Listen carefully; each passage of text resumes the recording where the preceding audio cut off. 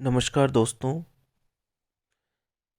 पाश्चात्य विचारकों में जेएस मिल का अपन अध्ययन कर रहे थे और जेएस मिल के उपयोगितावाद और स्वतंत्रता संबंधी विचारों को अपन ने देखा। आज अपन जेएस मिल के प्रतिनिधि शासन संबंधी विचारों का अध्ययन करेंगे।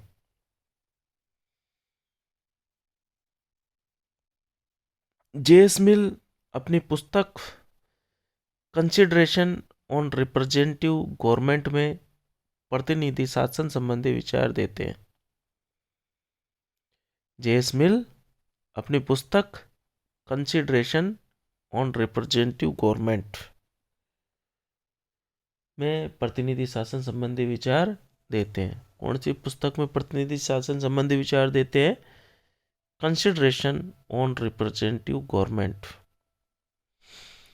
प्रतिनिधि शासन वह है जिसमें संपूर्ण समुदाय अथवा उसका अधिकांश भाग निश्चित काल के लिए निर्वाचित प्रतिनिधियों द्वारा अंतिम नियंत्रण शक्ति का प्रयोग करता है।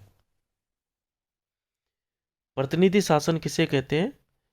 प्रतिनिधि शासन वह शासन है या प्रतिनिधि शासन वह है जिसमें संपूर्ण समुदाय अथवा उसका अधिकांश भाग निश्चित काल के लिए निर्वाचित प्रतिनिधियों के द्वारा अंतिम नियंत्रण शक्ति का प्रयोग करता है। मिल प्रतिनिधि शासन की स्थापना के लिए निम्न सुझाव देता है। मिल प्रतिनिधि शासन की स्थापना के लिए निम्न सुझाव देता है। पहला है, प्रतिनिधि जिसको भी चुने, जनता जिसको भी प्रतिनिधि चुने, वह प्रतिनिधि पढ़ा लिखा होना चाहिए। प्रतिनिधि शासन की पहली प्रतिनिधि शासन से संबंधित पहली सुझाव क्या देता है जेएस मिल? कि प्रतिनिधि पढ़े लिखे होने चाहिए। खुले मतदान का समर्थन।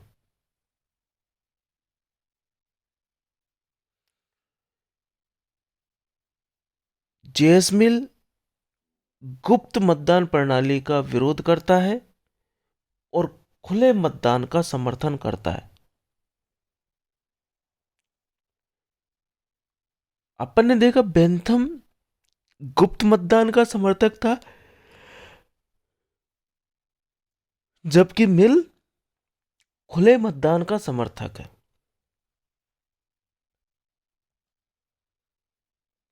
महिला मताधिकार का समर्थन। जेएस मिल अपनी पुस्तक सब्जेक्शन ऑफ विमेन में महिलाओं को पुरुषों के समान अधिकार प्रदान करने पर बल देता है। जेएस मिल अपनी पुस्तक सब्जेक्शन ऑफ विमेन में महिलाओं को पुरुषों के बराबरी के अधिकार प्रदान करता है या बराबरी के अधिकार प्रदान करने पर बल देता है। मिल महिलाओं को मतदान का ही अधिकार नहीं, अपितु चुनाव लड़ने, राज्य की सेवाओं में नियुक्ति पाने, सभी का पक्षपाती रहा है।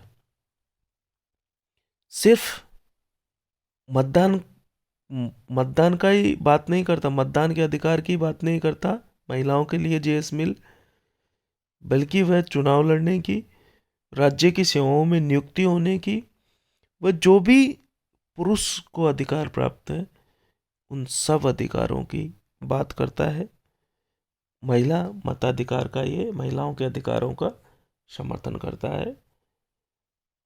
अपने ये सब विचार उसने दिए हैं अपनी पुस्तक सब्जेक्शन ऑफ विमेन में। कौन से? महिलाओं संबंधी, महिला अधिकारों संबंधी विचार उसने, महिलाओं के अधिकारों संबंधी विचार उसने अपनी पुस्तक सब्जेक्शन ऑफ विमेन में दिए हैं। आगे प्रतिनिधि शासन संबंधी विचारों में जेएस मिल भारित मतदान प्रणाली का समर्थन करता है।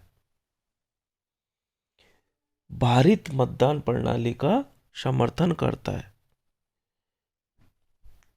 जहां सार्वभौमिक वयस्क मताधिकार की पद्धति में सभी व्यक्तियों को मताधिकार दिया जाता है और सभी के मत का समान मूल्य माना जाता है। वहीं जेएस मिल भारित मतदान प्रणाली का समर्थन करते हैं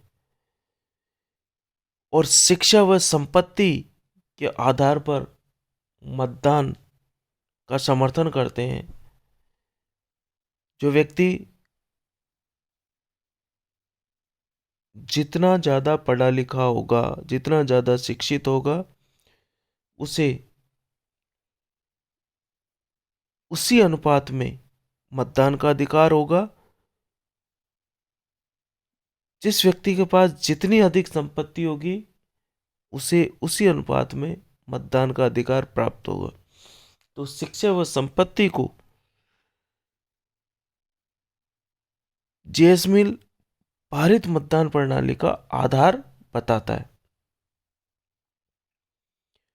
जेएस मिल मतदाताओं की शैक्षणिक योग्यता पर बल देता है और कहता है कि जो व्यक्ति साधारण रूप से भी पढ़े लिखे नहीं है, जिन्हें कानून की समझ नहीं है, उन्हें मताधिकार नहीं प्रदान किया जाना चाहिए।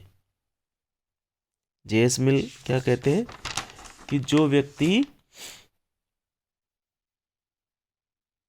पढ़े लिखे नहीं है और जिन्हें कानून की समझ नहीं है, उन व्यक्तियों को मताधिकार प्रदान करने का कोई औचित्य नहीं है।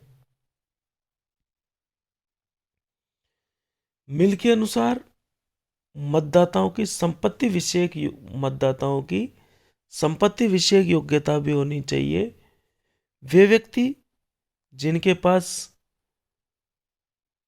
संपत्ति विषयक योग्यता है, संपत्तिहीन लोगों की तुलना में अधिक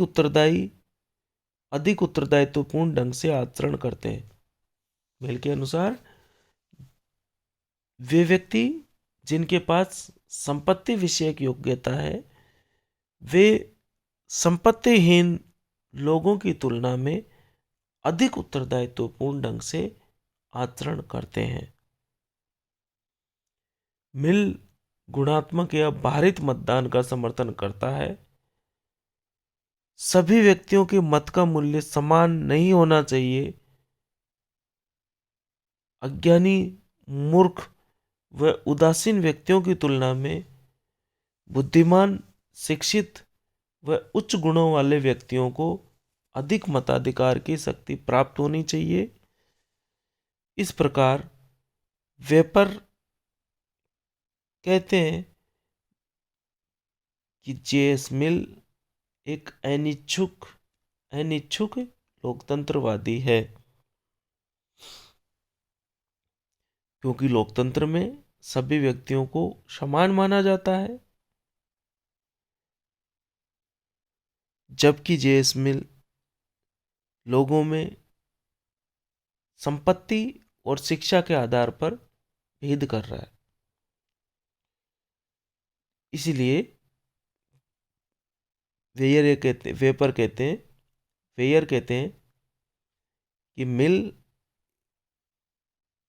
एक अनिच्छुक लोकतंत्रवादी है। जेएस मिल के आर्थिक विचार। जेएस मिल अपनी पुस्तक द स्टेट पॉलिटिकल इकोनॉमी में कल्याणकारी राज्य की नींव रखता है। मिल को सकारात्मक उदारवाद का जनक माना जाता है। सकारात्मक उदारवाद का जनक किसे माना जाता है? जेएस मिल को। मिल के विचारों के आधार पर ही ब्रिटेन में फेबियन समाजवाद का विकास हुआ। मिल के सिद्धांतों या मिल के विचारों के आधार पर ही ब्रिटेन में फेबियन समाजवाद का विकास हुआ। जेएस मिल भूमि के असमान वितरण का विरोध करता है तथा सरकार को भूमि सुधार कानूनों को लागू करने की सलाह देता है। जेएस मिल भूमि के असमान वितरण का विरोध करता है तथा सरकार को भूमि सुधार कानूनों को लागू करने की सलाह देता है।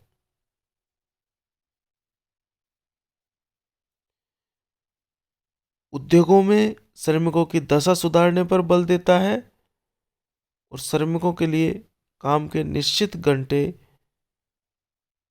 तथा न्यूनतम मजदूरी देने की वकालत करता है।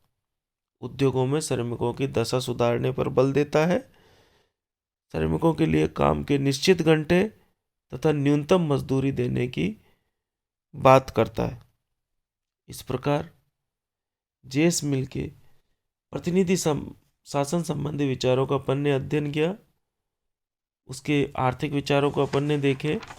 प्रतिनिधि शासन संबंधी विचारों में वे प्रतिनिधि शासन की स्थापना के लिए कुछ सुझाव देता है, जिसमें ये कहता है कि प्रतिनिधि पढ़े लिखे होने चाहिए, खुला मतदान होना चाहिए, महिलाओं को मताधिकार प्राप्त होना चाहिए, भारित मतदान प्रणाली का समर्थन करता है, जिसमें शिक्षा व संपत्ति को मतदान का अधिकार बताता है। जो व्यक्ति ज़्यादा शिक्षित है, अच्छा समझदार है, कानून की अच्छी समझ रखता है, उन्हें अधिक मताधिकार प्राप्त होना चाहिए। जिसके पास संपत्ति है, जिन लोगों के पास संपत्ति है, उनको संपत्तिहीन लोगों से अधिक मताधिकार प्राप्त होना चाहिए। सभी व्यक्तियों के मत का मूल्य समान नहीं होना चाहिए, बल्कि जो जितना ज़्यादा शिक्षित और संपत्तिशाली है, उन्हें उसी अनुपात में मतदान का अधिकार प्राप्त होना चाहिए। आर्थिक विचारों में ये कहता है कि भूमि का असमान वितरण नहीं हो, सरकार को भूमि सुधार कानूनों को लागू करना चाहिए, उद्योगों में श्रमिकों की दशा सुधारने पर बल देना चाहिए, श्रमिकों के लिए काम के निश्चित घंटे तथा न्यूनतम मजदूरी देने की वकालत करता है जेएस मिल। जय हिंद, जय भारत।